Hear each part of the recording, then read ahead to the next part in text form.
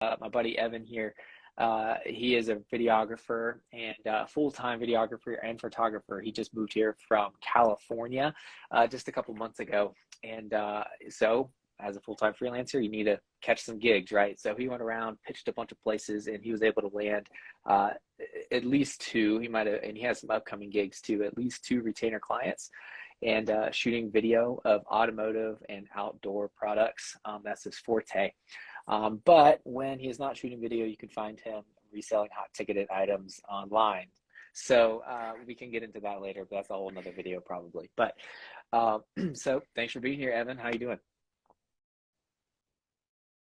Thanks, Seth. I appreciate being here. It's been great getting to chat with you, preparing for this interview. But yeah, doing well. Yeah, Sweet, just man. stoked All to right, be well, able let's to get chat to about it. this. So tell us about your freelance business and how you earn a consistent income doing it.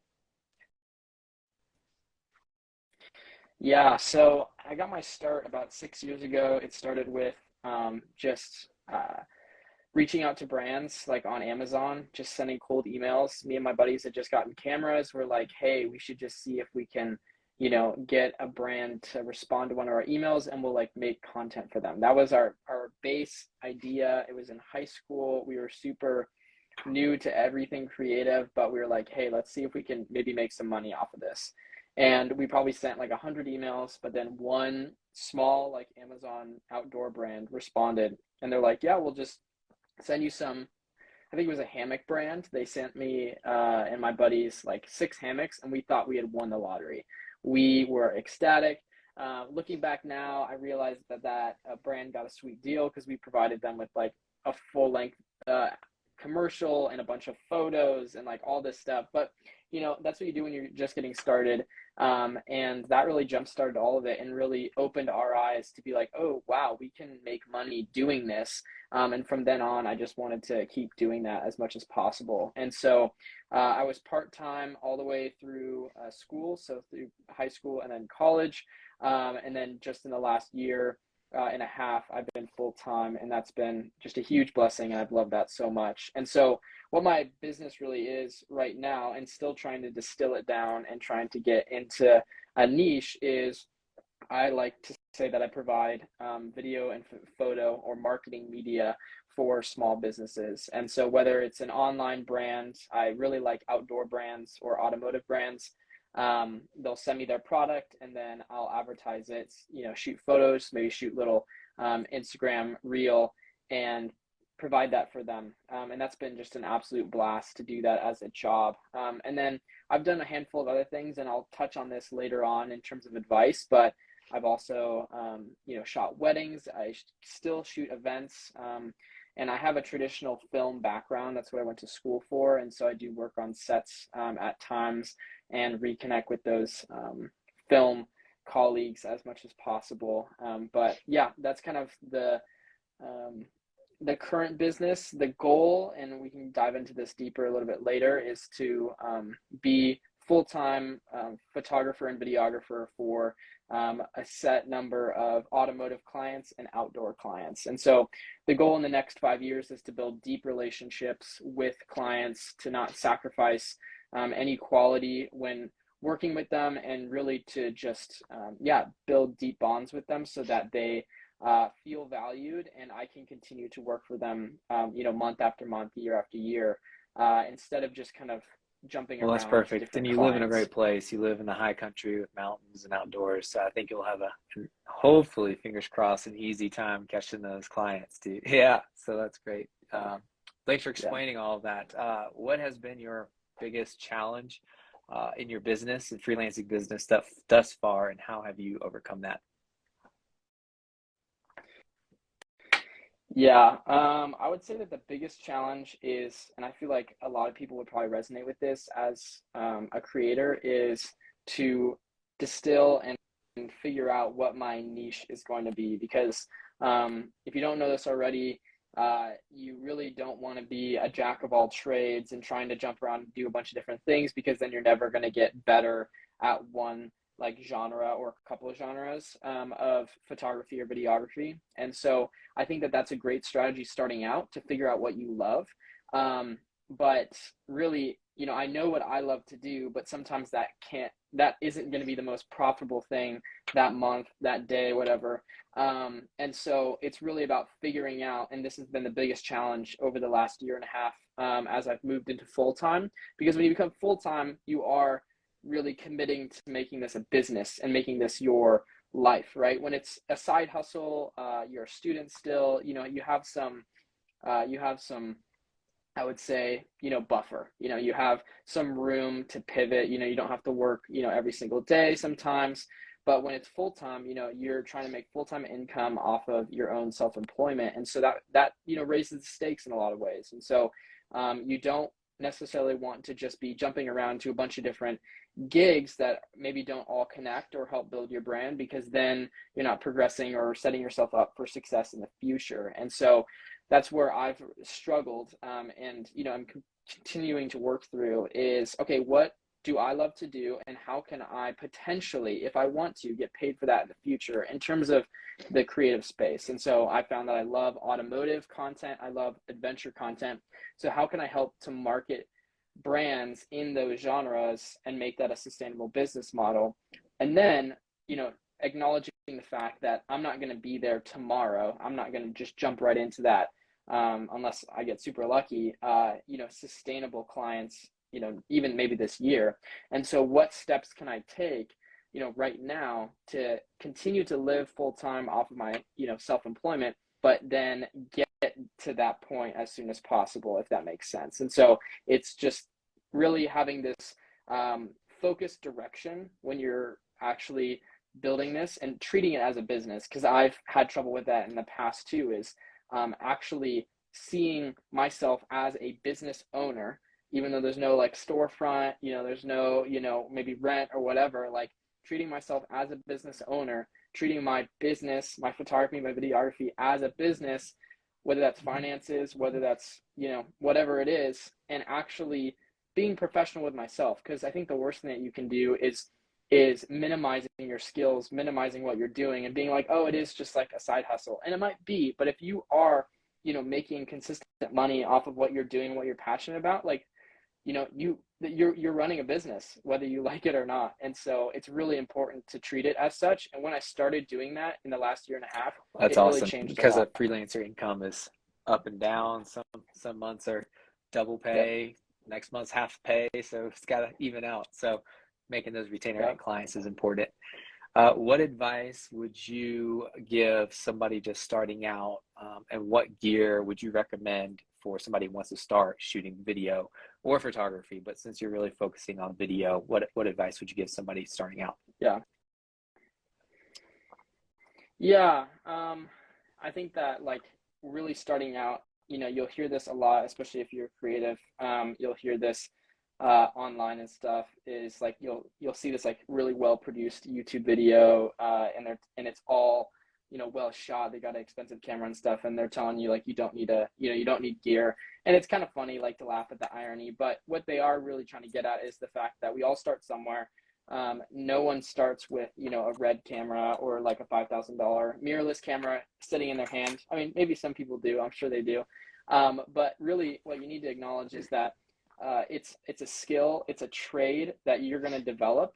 There's no really skipping over that. I mean, there are some people that just like kind of slap presets on photos, download transitions or, templates from a website, and try to just kind of fake it till you make it.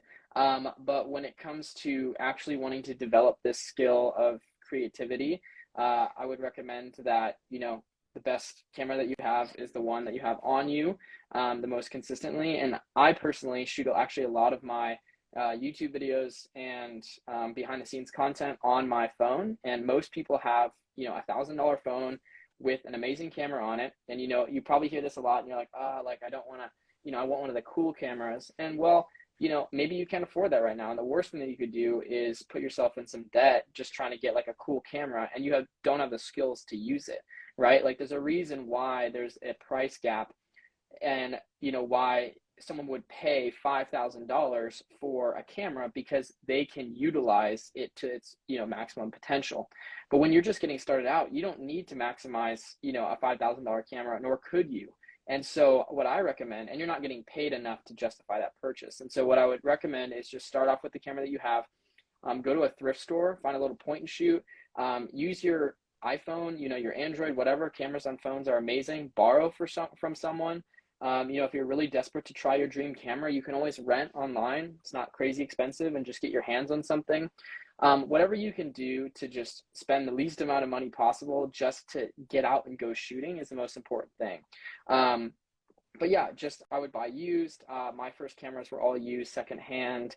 The first three, I think, I would buy off of eBay, And so I recommend just trying to buy used pre-owned and think about like how much money am I spending on this, and how long is it going to take me to start getting money back. So if you don't have like any skills whatsoever and you're just trying to learn it, don't spend any money on a camera.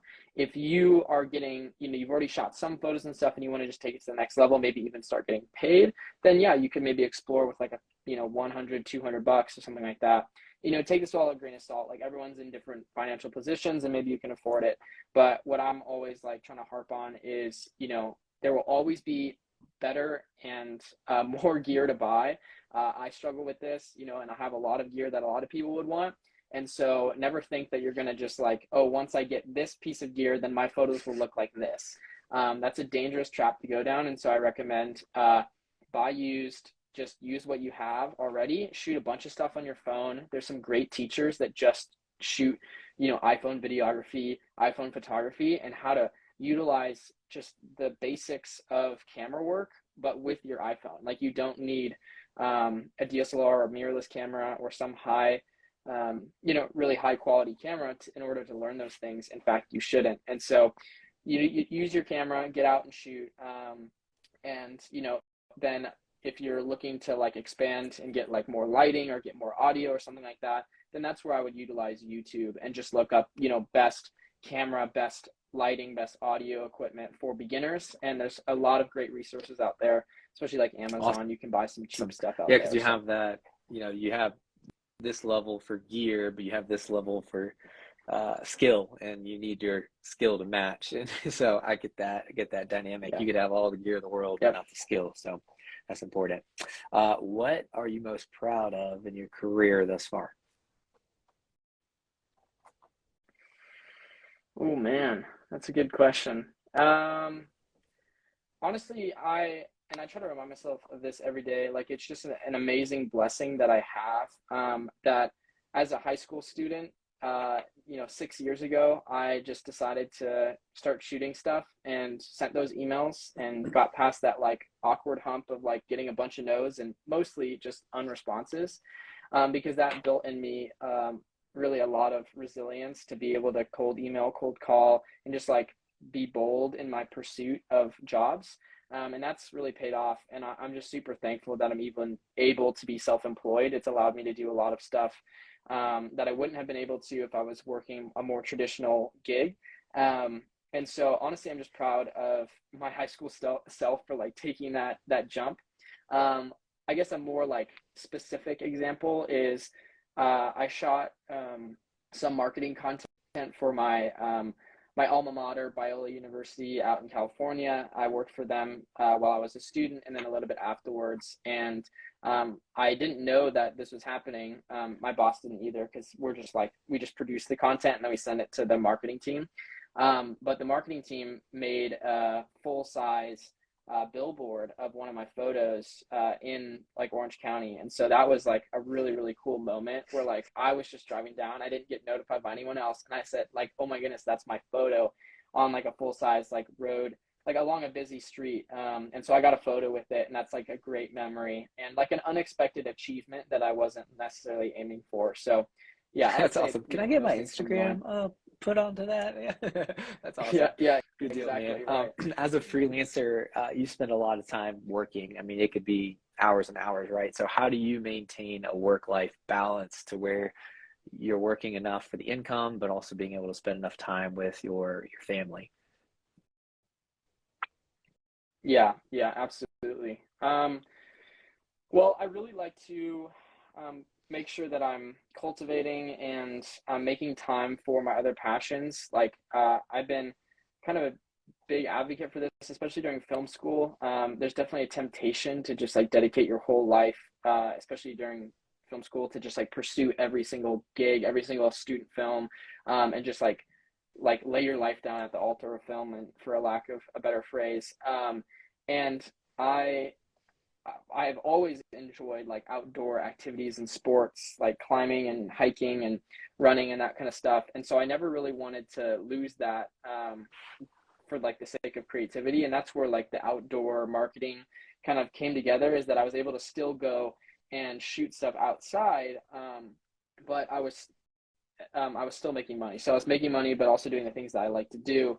And so, but then I quickly realized that, working for a client while being outdoors isn't the same as just like going outside on a hike with friends. And so I'm really adamant about trying to separate those two things and not try to blur the lines. And so to give you specific examples, like my wife and I love to climb. So we, subscribe to our climbing gym that keeps us active. I find that when I'm active and consistently exercising, that helps my creativity like crazy, helps me to stay focused and get my work done a lot quicker. You'll hear that a lot, but that's helped me. And that's also just helped me to keep more of a work-life balance, in that like we have an activity scheduled in our calendars that I'm not doing any creative work for. And so we're going at this time, we leave, we get out of the house, out of the office, and that helps to create that separation. I do, in a practical sense, I do have my like office at home. And so that can be, definitely a temptation to kind of like, sneak some more hours into the day when maybe it shouldn't be. And so I try to subscribe to like a 9 to 5 ish schedule. So my wife works a 9 to 5 job, and so I have found that there's a reason why a lot of companies use that schedule, and I think there's a lot of benefit to it. And so we get up at the same time, and I drop her off at work, and then I come back here, or I'll go on a shoot and that kind of thing. And I try to structure my days from 9 to 5, because once I pick her up, then we try to use that for more of our life activities, climbing, getting outside, reconnecting. And that's helped me a lot. Is I've used to be like, oh no, I want to be free of the 9 to 5, and I get the intent by that. Like, you want to be, self-employed, but in terms of the actual like hour block and like that structure, it's actually kind of great. And I found a lot of benefit from it, having a consistent sleep schedule because of it, not working super late in the night. It happens, I do it, but trying for the most part on the normal days with like normal workload, trying to do 9 to 5 has been That's super awesome. That's beneficial. that's great tips. I mean, yeah, you could work 12 hours a day late into the night, but I guess it's when you're most productive, but you also have to think about when you're most creative and kind of find that balance. So that makes sense. Yeah. Um, Only a few more Yeah. questions here. If you had to go back and do it all again, would you do anything different? And if you would, what would it be?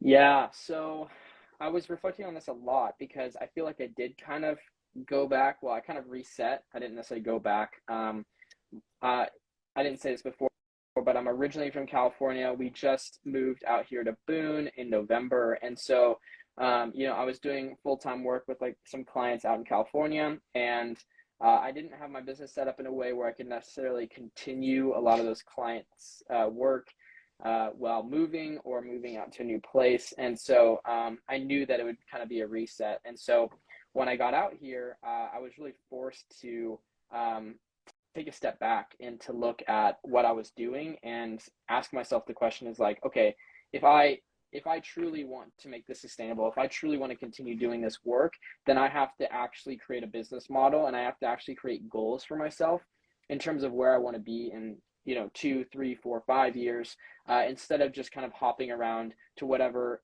chasing kind of gigs and clients whenever they would come up, and try to get ahead of that and produce more consistency and frequency in my job.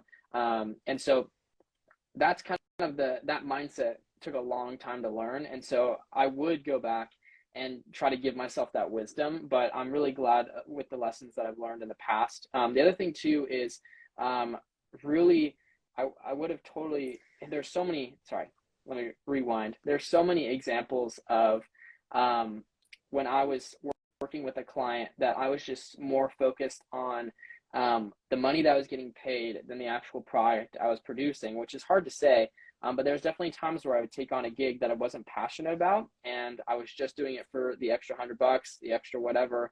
And I wasn't thinking about how if I put in the work now and if I give them a product that's, above and beyond and try to put my best work into this, and this didn't happen every time, but there's a few where I would just get lazy and I'm just like giving them the bare minimum. I didn't think about how they could be a returning client. And I would just kind of, get the paycheck and dip.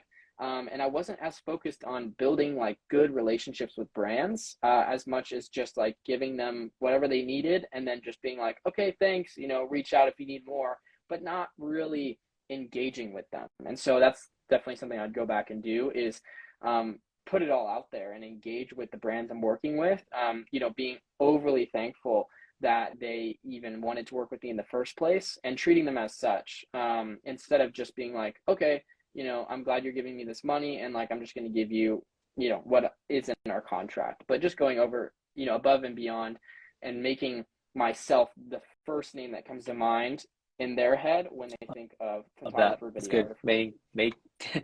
Maintaining consistent relationships with your clients so they become consistent. I mean, that's kind of the name of the game. Yep. Kind of a speed round. What resources or YouTube videos, like what do you subscribe to or pay for to stay up to date on industry happenings and just staying on top of your craft? Yeah. A couple workshops helped me out a lot. There were some really specific like photography business things that I wanted to know about. People from my industry that are much more successful. I wanted to know more about that. And there's not, many resources online that go in depth into how a, adventure photographer or automotive photographer is running their business. And I found that some online like photography workshops helped a ton with that. So in 2020, I got Alex Stroll's, and we can maybe link this later. Alex Stroll is an amazing photographer, and I got his workshop called the Adventure Pro Workshop, and that like really helped me a ton. He gave us so many details about how to write invoices and how to engage with clients, how to pitch clients consistently, how to build pitch decks, all this kind of stuff that was all kind of foreign to me because I was just kind of doing it by the seat of my pants, and I didn't know there was much structure to it. And then I also love Aaron Brimhall, who's an amazing automotive photographer, his workshop as well. He goes into more in depth on how to shoot for really high-end car brands and what he does when he's approaching those gigs, and then editing as well. So just finding if they're pretty, I would say this, if you have like a favorite photographer or videographer that's, has a pretty good online social following, I'm sure they have some workshop or resources online. So I would just, kind of do some digging, go to maybe one of those workshop hosting sites, and I'm sure you can find some really good resources. And the great thing is that they're only like 3 to like 12 hours of content instead of paying for like a college class that's never going to go as specific into that genre as you'd want. And so those resources have been huge. I consistently digest YouTube videos of my favorite creators. There's some like film, like I'll follow some like film photographers, a lot of like point of view automotive photographers. So they'll like wear a camera on their chest and they'll show like the entirety of a photo shoot. That gives me a lot of really cool creative ideas. And then the other one I would say is Colin and Samir. They do a creator support podcast and create a lot of awesome content surrounding the creator economy, which they've coined. And all of their stuff is awesome. I subscribe to it weekly. Nice. So yeah, Man, I highly that's a lot of recommend great them. stuff. So go check all that out. We'll have those linked as best as we can. How can people learn more, or I guess how or where do they go to learn more about you, Evan? Yeah, so I post most of my behind the scenes and some of the content that I'm shooting on Instagram. I would say that's where like the most people are, even though it's not a lot. And then I've started posting more consistently on TikTok and YouTube Shorts. And then I also have a YouTube channel that I'll be posting more photography and videography related content on. And that's all at Evan France Media. for you, and there'll be links as well. So yeah, I Awesome. appreciate any Well, support. Evan, that's the end of this. I appreciate you chatting. If anybody's still listening or catch this later, this full interview in video and podcast and transcript form will be on Seth Kingdon. That's SETH Kingdon, KINGDON.com. You can check that out. But Evan, thank you so much for being here. Best of luck to you. Hope you land at least 2 more, maybe multiple more clients in the months to come. Yeah. Cool, man. Take it easy. Thanks, Bye. Seth.